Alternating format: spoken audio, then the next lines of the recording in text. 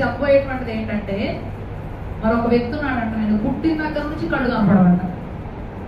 కళ్ళు కనపడిన వాళ్ళు ఎక్కడ ఉంటారు? ఒకసారి కళ్ళు మూసుకోండి, అందరూ కళ్ళు మూసుకోండి. పద్దాకా నిరంతరం చీకటే, పద్దాకా చీకటే కనపడింది. సో అలాగా పుట్టిన దగ్గర నుంచి కూడా గుడ్డితనం కలిగి ఉన్నటువంటి ఒక వ్యక్తి ఉన్నాడు. కళ్ళు తెరవండి.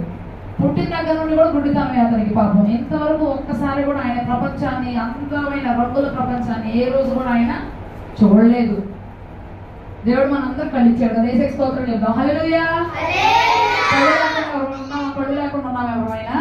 అందరికి కళ్ళు లేని వాళ్ళు ఎవరు ఉంటే చేయకండి. నాకు కళ్ళు లేవు అక్క. మనందరికీ కూడా కళ్ళు ఉన్నాయి. అందరి బట్టి దేవుడు మనకు స్తోత్రం. మరి ఆయన కళ్ళు లేవంట.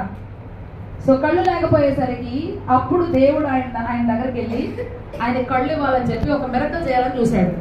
అక్కడ ఎలాంటి మిరకల్ చేశాడు అంటే, కళ్ళు లేనటువంటి వ్యక్తిని శిష్యులు అడుగుతున్నారంట, ఏంటి ప్రభు, వీళ్ళ నాన్నగారు ఏమైనా తప్పు చేశారా, వీళ్ళ అమ్మగారు ఏదైనా పాపం చేశారా, అందుకనే ఈయనకి గుడ్డితనం వచ్చిందా అని చెప్పి అడుగుతున్నాడంట. అప్పుడు దేవుడు అన్నాడంట, వీళ్ళ నాన్న పాపం చేయలేదు, వీళ్ళ అమ్మ పాపం చేయలేదు, ఈయన పాపం చేయలేదు. మరి ఎందుకు గుడ్డితనం వచ్చింది? దేవుని యొక్క అద్భుతమైనటువంటి క్రియను చేయడం ద్వారా, అది ప్రత్యక్షపరచబడటం ద్వారా అనేక మంది దేవుడు తట్టు త్రిప్పబడటం కోసం ఈ యొక్క కార్యము జరిగింది అని చెప్పాడంట.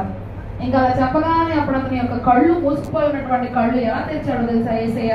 యేసు ప్రభు అంట ఉమ్ము వేశాడంట కింద.